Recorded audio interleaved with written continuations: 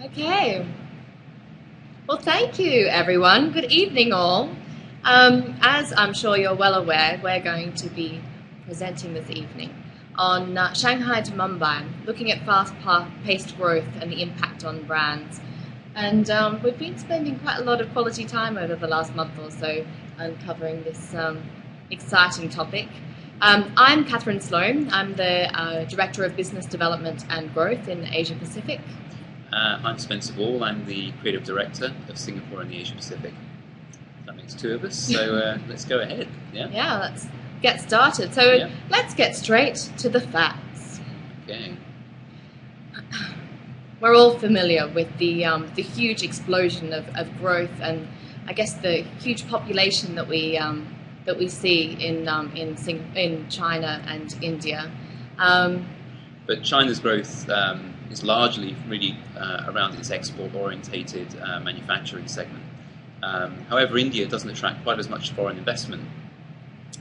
India has a much more balanced growth, which is really fueled by kind of internal consumer spending, which really has a much bigger role in their economy. Actually, exactly where China wants to be, because at the moment they're relying on far too much foreign exports. Absolutely. So tonight we thought we'd look at kind of some of the more critical facts in relation to branding and design. So, for example, mobile subscribers. China actually has the highest number of mobile phone subscribers, followed by India, and either of those are actually more than double both the US and Japan combined, just to give you an idea of the size of the market that we're talking about. And another kind of interesting indicator is the number of millionaires, much discussed in the press Something these I always days. like to count. Absolutely, yeah. And India has the fastest growing number of millionaires in the world, with 16,000 more millionaires being added on average every year. Interestingly enough, China has the most female billionaires of any country in the world today, which is actually a pretty staggering fact when you think about it. We also have an extreme growth of internet users, as one would expect, and we'll certainly be exploring this a little bit later in the presentation. But one remarkable fact that we came across during our discovery was that the extreme credit card penetration is so minute. China is just 13% at the moment, although it's the world's largest luxury market, and India is just 3%. Which basically means that all of that incredible spending is really just entirely fueled by cash when you think about it. So you can kind of imagine what happens when all of these people get credit cards. Think of the shopping spree. It's going to be a big shopping spree, yeah. It will. So just moving right on, it's interesting that 50% of China's top 10 brands are actually homegrown brands. Compared to India, of which only 2 out of those 10 are actually homegrown brands, which is quite an interesting fact when you think about it. And I really love this quote that, after all, market growth really is about the growth of brands, and I guess that's what we're looking to explore today. So we explored 2 of the homegrown brands, one being Haier. It's ranked number 5 in China's top 10 brands. It's clearly a homegrown brand from China. But what is interesting that it actually has a substantial emphasis on creativity. All employees are apparently told to be creative at work. Yeah. But they're really leveraging their experience in engaging middle-class China. And internationally, they're finding a lot of success actually focusing on niche markets. For example, in the US, they target uni students with small fridges. And in Japan, they target Japanese housewives with laundry machines that are just for personal use. Yeah. And flipping over to India, which is a country that's incredibly well known for its huge conglomerates, the likes of Tata, Reliance, and actually Kingfisher, who's pictured here. And even those conglomerates that really focus on kind of one industry, they tend to integrate vertically, horizontally, kind of every which way they can. Some of our clients, people like Kalaswari, who's an oil company, they don't just deal in cooking oil, they deal in hair oil, they deal in oil that you use for massage, everything else. So it's a good example of how Indian companies are actually kind of not afraid to kind of venture out. What that means is that their brands need to have incredible stretch. Really, Kingfisher is a great example of one of those brands that has stretched itself from everything from water to kind of full-strength beer, to airlines, even to Formula One racing cars, you know. Clearly some being more successful than others. Yes, some of them less successful, some of them more successful. And a great example here you can see on the screen of Indian creativity, of how brands are actually kind of challenging each other for pole position. And some good examples of creativity at work there. And speaking of the speed of change, we thought we'd examine the approach of the number one brand in each country and see how they're coping with the incredible pace in these countries. And it just so happens to be the same brand in both markets. Yeah, quite interesting actually. And that's Sony. That brand is Sony. So here's an example of how Sony China launched their new CyberShot camera series, essentially really to attract kind of the 90s generation consumers in China. In this recent campaign, they picked up on interesting kind of local Chinese sayings for their campaign, such as things like, and I'll try and pronounce this correctly, Fuyuan White, which means literally floating clouds, which is a really kind of popular youth phrase around kind of everything is just floating clouds, which means you really don't have to worry about everything. Everything's fine, you know. Or UI Orange, which is really based on the adjective that somebody describes as very cute or warm or kind of obsessive even. But it's really interesting how Sony really have used kind of almost a Japanese style of advertising and a Japanese kind of style of marketing to really kind of attract the Chinese consumer in a different way than they would say in the West, where they would never use anything like this in the West. And by stark contrast... and Sony India, even though they're advertising pretty much exactly the same product, are clearly employing an entirely different tactic. One that's utilised by a great deal of marketers in India, which is celebrity endorsement. And as I'm sure a lot of you are aware, Bollywood stars and sportsmen are at the very heart of many brand campaigns in India. And some stars will actually endorse pretty much any brand if the price is right. Deepika, pictured here, actually also currently endorses Nescafe as well as Kingfisher, but she's got nothing on some stars, such as Shahid Kapoor. And in the past 2 years, he has actually endorsed Clinique, Pepsi's, Levi's, Vaseline, VIP Luggage, Pioneer, Brew Light, and Peter.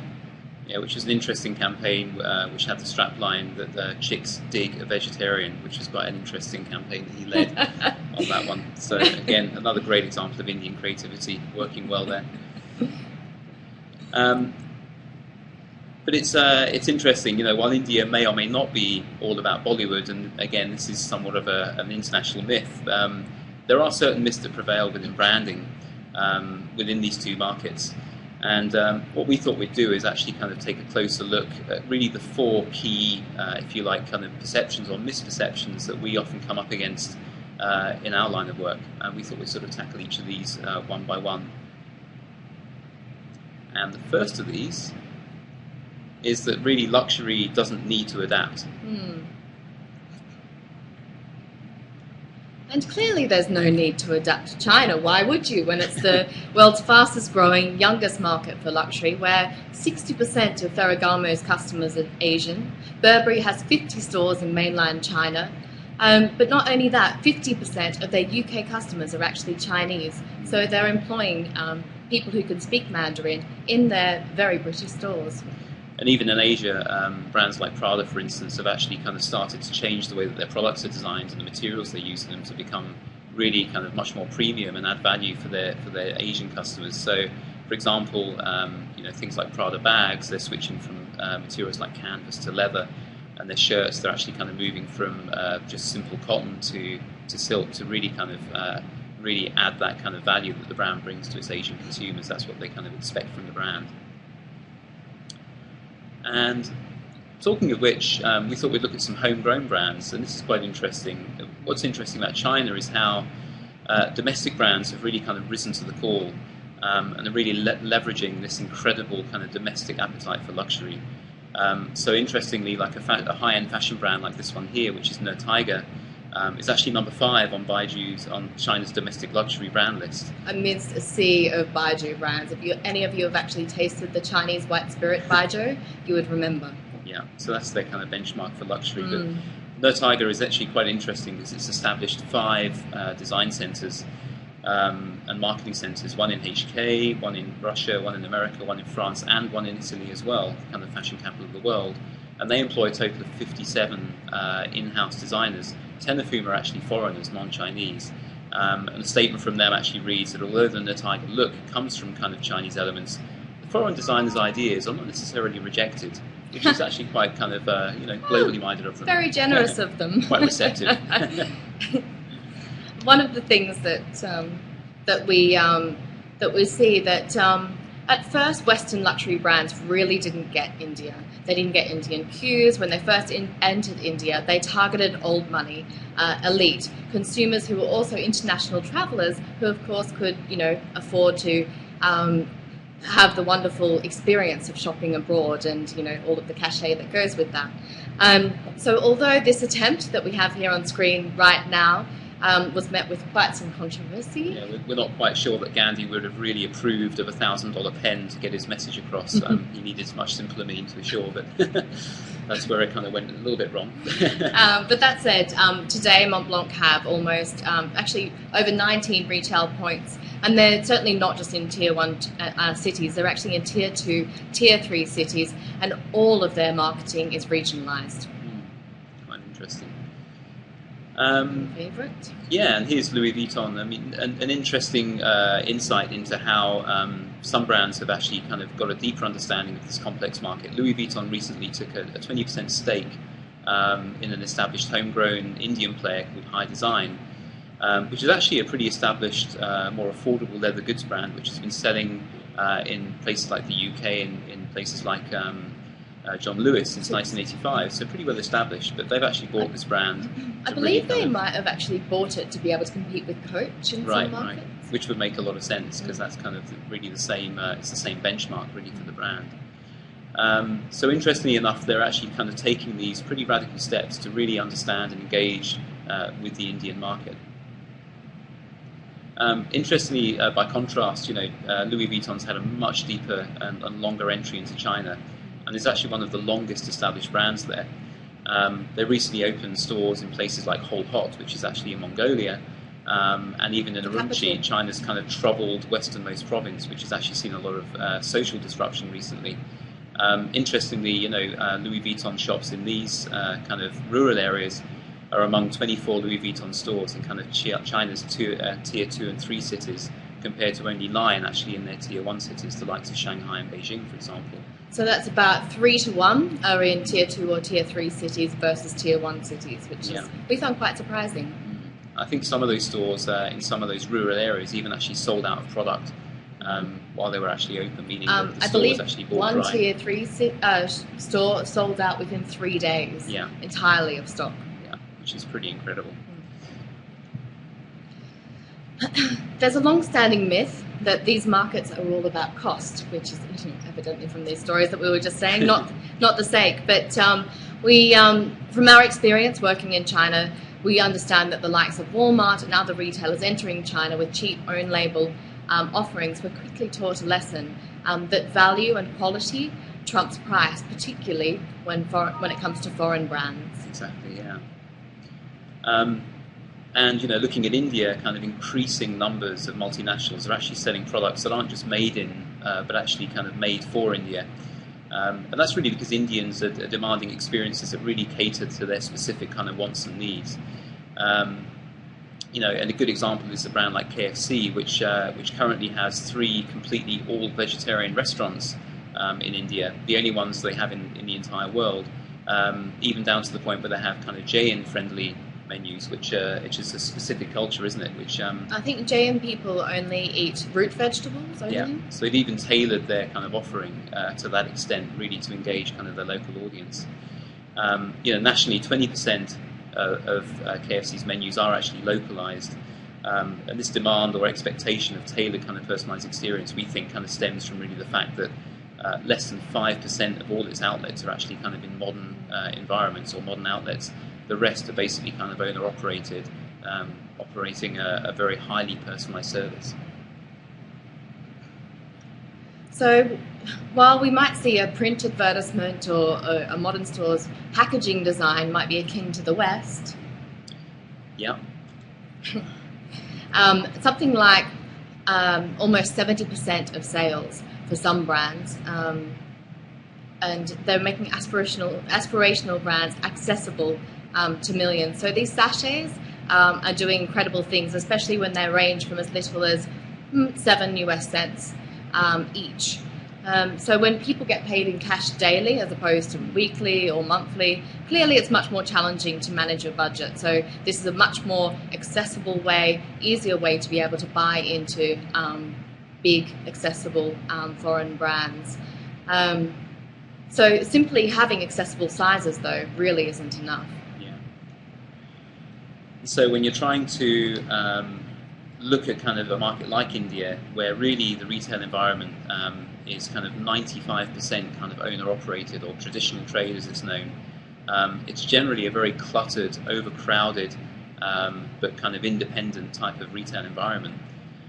When trying to kind of implement shopper marketing campaigns or trying to kind of put your brand in place, whether that's a global campaign you have or whatever, many brand owners are simply actually adding to this clutter instead of actually kind of understanding the context and the environment in which they're trying to kind of put their brand forward. And really what's essential, and looking at the examples here, it's really essential to understand the challenges you face in these specific environments in order to really break through.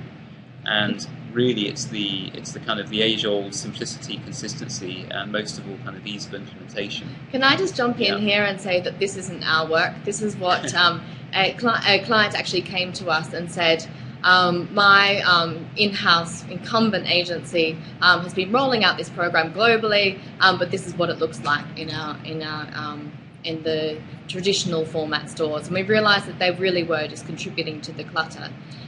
And that's a good example of how, for instance, an internationally kind of thought-through campaign just completely fails in kind of a tier 3 market, in a kind of mom-and-pop store environment, which you typically find in a market like India. And really what they should be doing is something like this, which was the solution we gave them, which is obviously a much clearer message, stronger kind of brand equity, and really kind of making it simple, consistent, and easy to implement in that type of market. So it's all about modularity, it's all about tailoring your message to really fit the market. But it's interesting that in markets such as India, where 95% of your retail channels are places like this, marketers are actually getting innovative and finding much more clever ways and methods, such as the use of technology, to be able to get that brand in your consumer's hand. Yeah. It's all about kind of finding new ways around the problem, really. And a great example of that, really, is this one here, which is very interesting. 1/5 of China's $220 billion sector is actually attributed or run by one entire website. And that's one of the world's 20 most visited websites, which is pretty amazing. Well, it's considering things like Google, Yahoo. Yeah. Think of all of the websites that you visit on a daily basis. And would a shopping one be one of them? Yeah. Well, this is actually. And this is Tmall, which was actually launched only in 2008. So in less than 3 years, this has actually become one of the world's 20 most visited websites. Amazing, because it actually hosts global brands such as P&G, Adidas, L'Oreal, Uniqlo, Nine West Shoes, Nike, Philips, Samsung. You can buy anything from a VW car to a pair of Gap jeans on this website. Recently, late last year, there was a record high. It processed apparently $146 million of trade in one day, which actually accounts for an unprecedented record in single-day retail volume in a single retail destination. It just happened to be online, and it happened to be in China. Enormous. There's certainly a common saying, I don't know whether it's a widely held view, but that China is the factory of the world, and that India is the call center of the world. Well, let's try and dispel that myth next. And I think that even the few examples that we've highlighted already today really illustrate that both Chinese and Indian companies are both using creativity to drive growth in entirely new ways. An interesting picture here, but sadly for some, China's cultural nuances really seem to evade or eluded Google.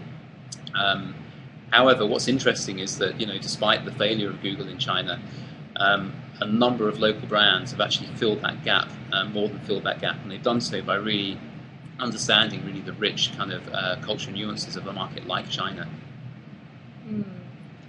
And Lenovo is, of course, one brand that has taken this experience and really engaging middle-class consumers and what they're doing now, which is really interesting, is actually targeting the Apple market with the concept that technology is more than a badge. It's actually a tool. Which is kind of if you think about it, it's a really brilliant example of Chinese pragmatism really kind of working at its best, isn't it, if you think about it? Sure. So to kind of circumvent India's infrastructure, or if you like, kind of lack of, what's happening is that brands have actually kind of turned to other kind of technological practices, so things like mobile marketing, which is really well established in India. And that's how they kind of really bring in their brand into the hands of the consumer. And China really has the highest number of mobile phones in the world, but India actually has the fastest growing number of mobile phones in the world. And that's really because providers are actually innovating in order to kind of reach those low-income consumers in a similar way to the way that other Indian conglomerates have done in order to kind of reach them with their products. If you think about the nano car, which is really making the first kind of affordable car to kind of the middle and lower classes in India, it's that same kind of approach that brands are using, that local brands are using to break through. Like, I'm sure that a lot of you would have read of the recent joint venture between Baidu and Dell. For those of you that don't know, Baidu is actually the Google of China at the moment, and they've formed a joint venture in order to provide smartphones to the Chinese market, clearly picking up on this amazing opportunity.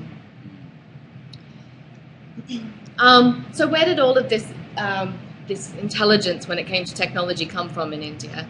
Well, actually, in the lead up to the year 2000, India software programmers got the invaluable experience of fixing the world's Y2K bug problems. So today, Motorola, HP, Cisco, and other technology giants all rely on Indian teams to devise software platforms and next-generation devices. So they're not just performing the execution, they're actually creating. It's interesting that they've taken that experience and learned from it, and they've actually moved into kind of the lead position there. And so, an interesting other Indra Nooyi, yeah, who's the CEO of Pepsi, and this is and really one of the lead female CEO of the world. Absolutely, yeah, getting the female vote in there. It brings us to an interesting point that, you know, while China really kind of retains and keeps its leaders, India basically exports them. And here's a great example. You know, with more CEOs than any other country, it's interesting to think, you know, what's going to become of that mighty number of graduates that graduate every year from these two countries. Another furious sign of kind of innovation is really that both India and China are fast becoming the choice for R&D centres for many kind of global corporations. So the likes of MNCs like GM, IBM, Motorola and General Electric, for example, are all setting up R&D centres in places like India and China, shifting them away from their more expensive bases in the West, in Europe and America. And that's really a sign of that kind of commitment and the need for innovation specific to those markets. But I think not even with the technology giants, but also with the MNCs, we're now seeing today situations where kind of for the past 10 years or more, countries like China and India have seen a lot of strategy being put upon them from the global headquarters in the US or Europe, wherever it may be. But now we're actually seeing more of a two-way street. Particularly a lot of brand teams in China, I know, are actually feeding back and being much more instrumental in the very core development of brands. Yeah.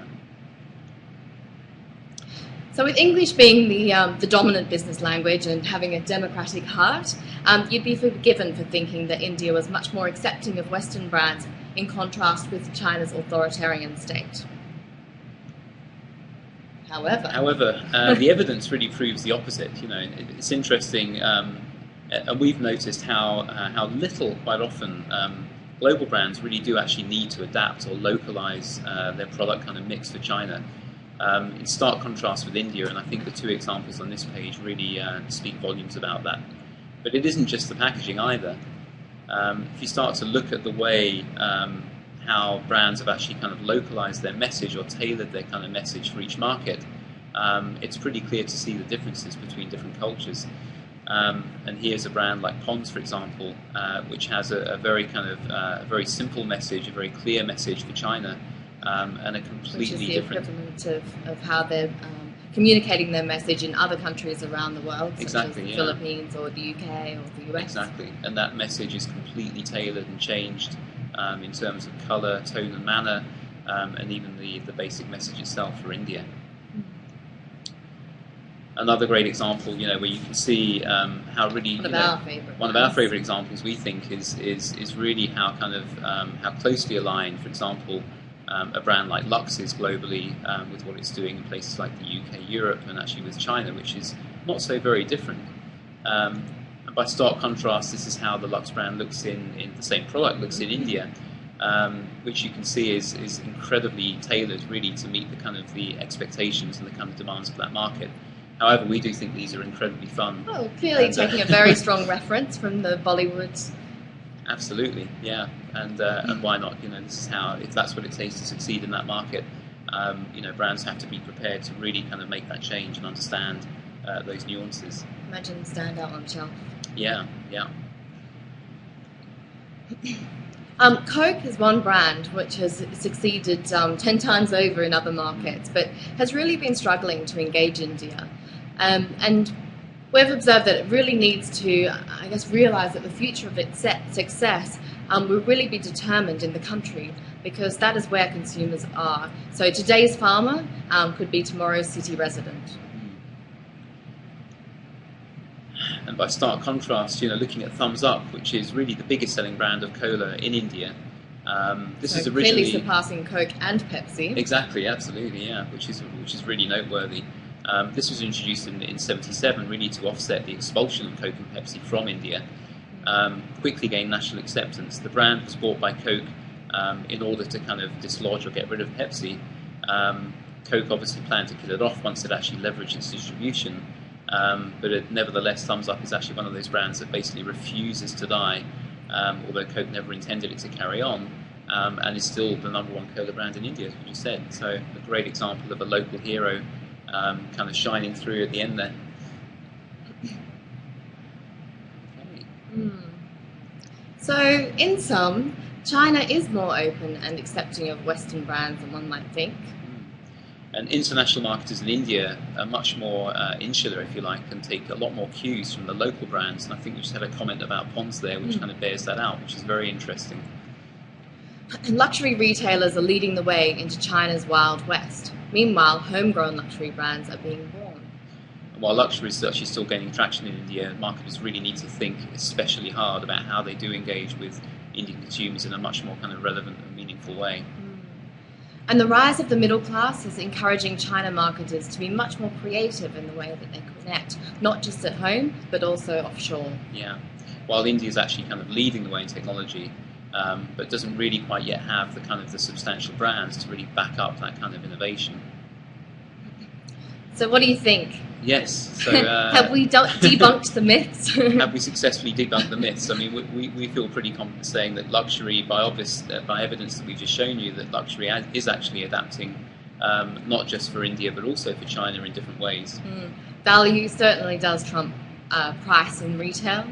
And India and China are both actually equally innovative, although in seemingly different ways.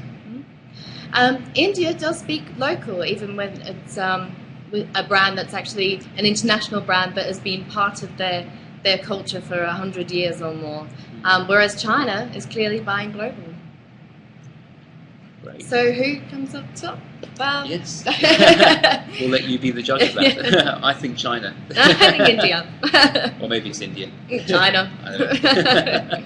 Maybe we should take a vote. Let's take a vote.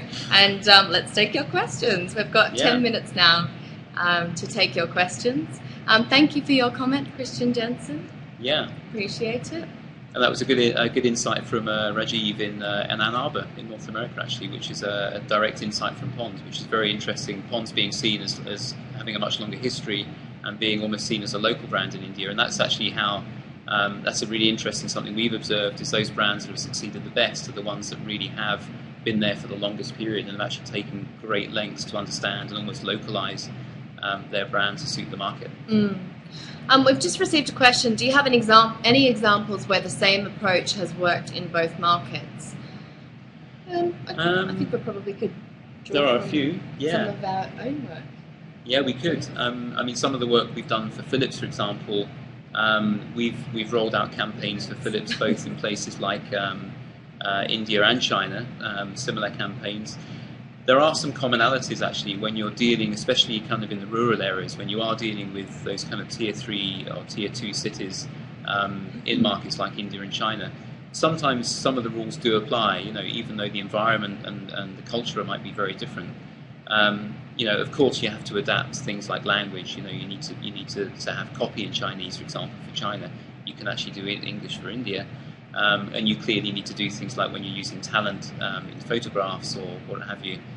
That definitely does need to be localized. But we have found that certainly some of the kind of the simple framing of messaging, again using kind of clarity, simplicity, and kind of a single-minded message to break through in a retail environment, actually quite often does work equally well in a tier 2 city in India and in China, for example. I think the main thing is that you're not trying to take things that work in modern formats into traditional formats, or vice versa, for that matter. And a lot of MNCs have really understood this. People like Unilever and Procter & Gamble, for example, have understood that there are there are threads that really carry across different kind of regions within each market. And they see the similarities in kind of reaching the audiences in those tiers. Well, even Lenovo, in the way that they're implementing this global campaign that they've got at the moment by targeting kind of Apple users in India, they're using celebrity endorsement. Yeah, so clearly again adapting to what works in India, and not really doing that in a shy way. It's so there are enough examples of brands that have done this very successfully. And certainly there are Chinese brands working in India and vice versa that are enjoying kind of greater success. Right. Any other questions? Oh, here we go. How do you protect brand equity in markets rife with counterfeiting? Yeah, we kind of get asked this one quite a lot, actually. We do, yeah. And working in a market like China, it's something that comes up very often, isn't it? Yeah, I think one of the things that we've really noticed is that it totally changes the game plan for retailers, where perhaps in other markets, part of their strategy would be to take codes from the national brand equivalents and I guess create their brands based on those codes. But that doesn't work in markets such as China. Particular. Yeah, and some of the work we've done, some of the direct consumer feedback we've had, is that Chinese customers, because they've been burned so many times in the past with kind of poor quality goods and fake goods, they're actually very, very sensitized these days to anything that even looks like a copycat or something similar to a brand, and they're actually kind of they will actively basically steer away from anything that really looks anything like another brand. They're looking for kind of much more ownability and accountability. I guess in a sense that's because it goes back to the very essence of what branding is about. Like branding is a stamp of security and quality that you can trust. You can trust it, as a symbol of trust. Yeah. It's back to the basics of branding, isn't it? Like you said, yeah. But back to the counterfeiting question. Of course. One of the key things that, being from Schawk, that we'd recommend is really having as much control as you can over the whole graphics workflow and ensuring that you really get that attention to consistency and quality of print, but all the way through the graphics process. There's no other way to be able to kind of demonstrate that your brand's not a counterfeit other than that. So, of course, that's something. Yeah, and that's really, if you think about it, that's one of the things that's actually really kind of pushing Chinese brands to actually be more innovative, because they need to start, and they've recognised that they need to start really being kind of original and unique, both in the kind of the language that they use, the products that they develop, and the way that they communicate that to their customers. But I guess it's one thing to be able to have all of these great ideas and beautiful designs, but it's another thing to be able to actually make it happen. Yeah. And I guess China and India, have got some of the best printers in the world and some of the worst. So clearly that's an opportunity for differentiation at the point of sale, whether it is in a traditional trade, mom-and-pop shop, or in a hypermarket.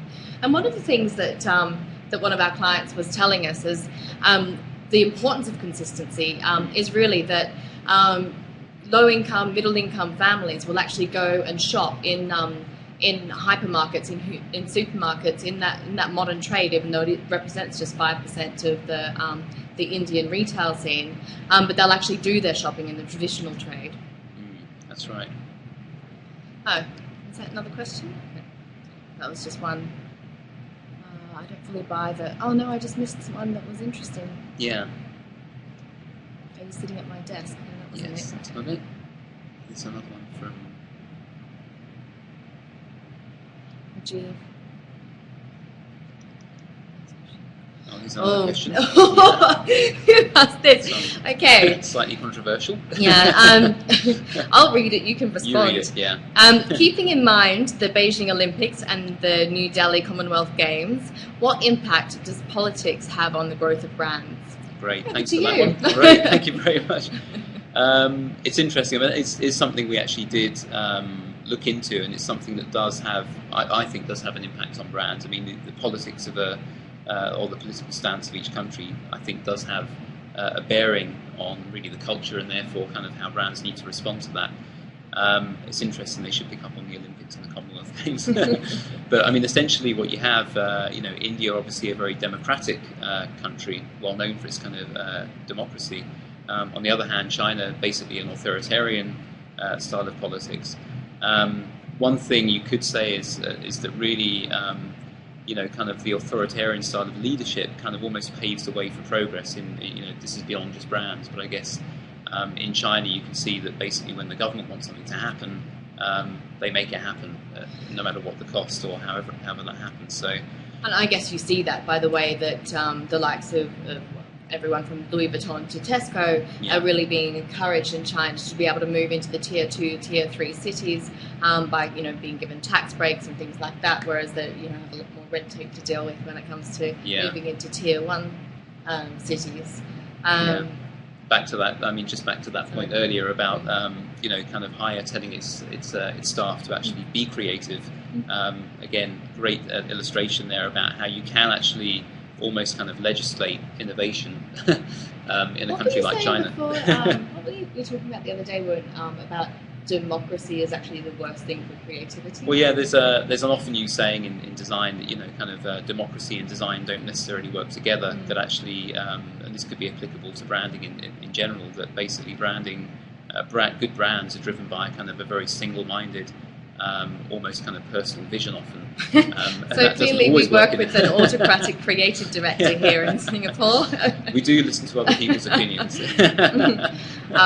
But then, that said, I mean, on the surface it looks like, India's, so democratic on one hand and China's so autocratic on the other, and yet China is so open to foreign investment, whereas India still requires, I believe, kind of a maximum of 51% of foreign investment, which is the reason why, well, they certainly used to, which is the reason why there are so many interesting hybrid companies like the likes of Sara Lee Godrej and Hindustan Unilever. Yeah. At least that's where the origins are from.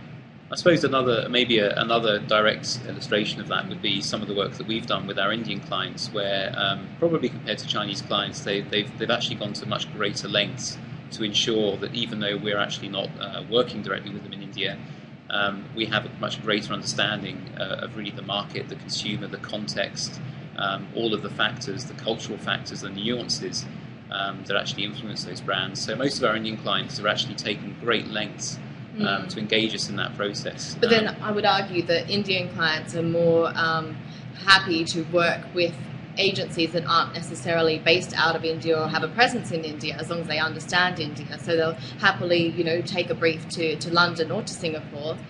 Whereas China, you really need to demonstrate that you've got people on the ground most of the time to be able to, I guess, illustrate that you have that kind of rich contextual understanding.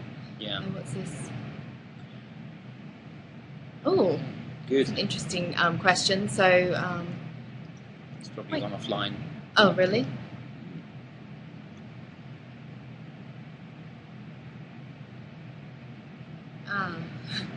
So,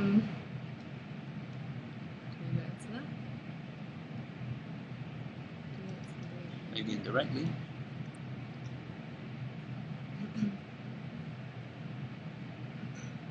So I guess there's an interesting question about how do you skip back up. There's that other question about India.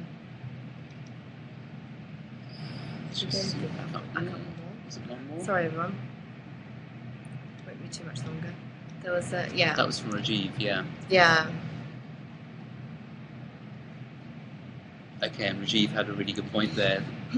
But there's really, Rajiv, to your point, there's been some really interesting, innovative brands that are coming out of India to be able to, I guess, leverage that hunger for luxury brands. And I think that with the incredible rich history of the Maharajas, there's always been a kind of yearning and respect for luxury brands, particularly with the elite class. But there's some really fantastic brands coming out of India, like the Bombay Electric, which is, I think it's been touted as Hermès' answer to sort of Colette or sort of Barney's.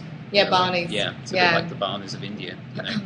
But I love the way that it's that even the people that work in the stores have to have some kind of they have to be an artist of some respect, and it's not just a store that stocks brands as fabulous as Comme des Garçons, but it's also it's a whole ethos, and it's one of those brands that's actually an incredible challenger brand, not just in India but on a global scale. I think it's a really good point there about it obviously with markets this size, it's very easy to kind of generalize about India. It is an incredibly complex market, as is China. As is China, both of them, and it does need a lot more kind of introspection, if you like, to understand the differences. I mean, there are so many different consumer segments in that market. We can't even begin to. But it wouldn't have been a very interesting presentation if we had caveated everything with. That's right. But they are really good points, and I think they're really well taken, actually. Yeah. Okay. Well, I think that we've probably been talking for long enough. Unless anyone else has any more questions, I guess that will be us signing off. Absolutely. Yeah. Thank you very much, everyone. Yeah. Do one of these ones. Yeah. We'll do the. Thank you very much. It's been very interesting. Yeah, and thank you. Thank you very much.